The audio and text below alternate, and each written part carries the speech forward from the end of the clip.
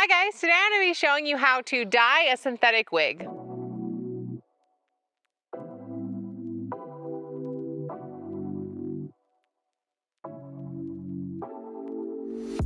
Take it away, what did you do? I just can't get enough. Too caught up in your love. Stop thinking about you. So I'm going to be showing you guys today a way to dye a wig, even if it's not heat safe and or it is a curly wig without losing the curl. I do recommend doing this outside or somewhere where it's easy for you to kind of clean up. We'll dye everything, your hands, your carpet, your rugs, God forbid, whatever you are around. So I am going to be doing this outside just to prevent any accidents because I'm quite accident prone.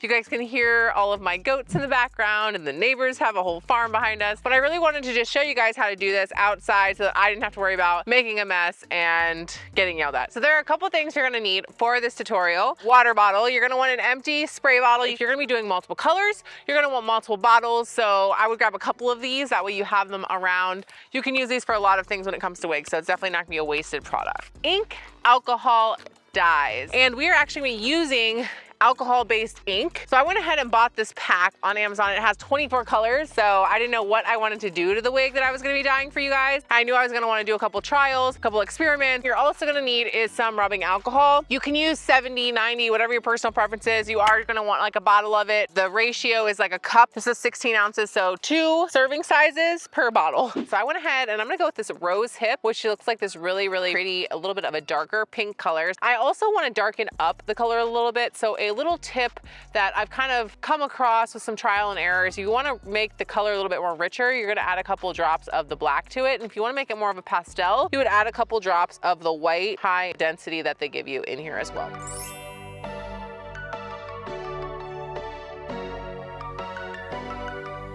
These ones are smaller bottles, and then they also have ones that have like droppers. So with the droppers, it's about 8 droppables. And then with these, you kind of have to gauge it by the color. And then I'm gonna add just a couple drops of this black because I want to make it a little bit of a darker pink. You guys might be wondering why I look completely different, and that is because we started filming this video for you guys while we had COVID and we were under quarantine. So we went ahead and started filming that. That's why I have no makeup on in the video. I'm like, throw a bang wig on. Let's do this. Let's get it done. Stanley was like, we have to do videos still. So we got you guys this video, but I never got to finish it. So the pro to that is that I was able, as you can see behind me, to practice this method a lot over the last week and a half since I filmed this, and I've gotten to really dive into this method and really do a lot of awesome, amazing things. And I don't think I have any more blonde wigs left. No, I really do still have some blonde wigs, but all my blonde wigs are in danger. So this is the girl right here that we went ahead and we sprayed outside. And after she was completely done drying, which I let her dry for pretty much a whole 24 hours until she was completely dry to the touch.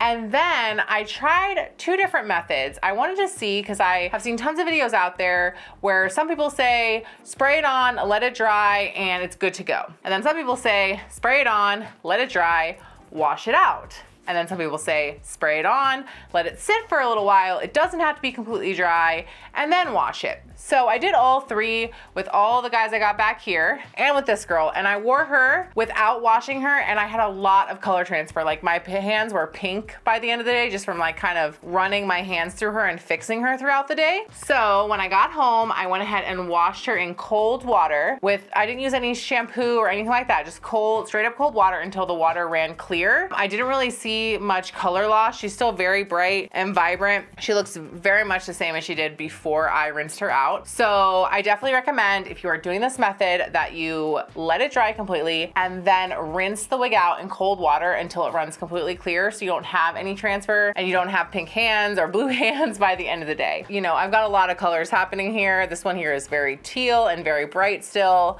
So washing it, which was my concern that it would lose some of the color, definitely didn't cause any issues like that whatsoever. So this is an amazing way to dye your synthetic wigs, especially your curly ones that you don't want to lose the curl by doing a dyeing method with heat. And also if you want really bright, vibrant colors, because unfortunately when you do the dye method, you're very limited on the color options that they have, and most of their colors are on the darker side. So if you want to do bright, crazy, fun, amazing like ombres, I have done some crazy stuff, and as you can tell, I'm living my best pastel, bright blue, teal life, and you can too. So this is an amazing, amazing way to dye your wigs, even in a synthetic wig, which, you know, we're always trying to figure out ways to do more things with our synthetic wigs because we cannot dye them or curl them or do that kind of stuff to them like we do with normal hair. So I hope you guys liked this video. I hope it helped you master the art of ink dyeing your synthetic wigs. It was a fun video to make. I'm glad I got to finish it for you guys, and I'm really actually glad that I took a little break in between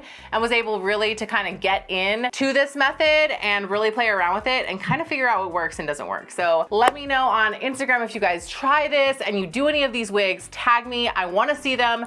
My favorite part of making these videos is when I get to see your guys' wig transformations. So thank you guys so much for watching. Again, I hope this was helpful for you, and I will see you on the next one.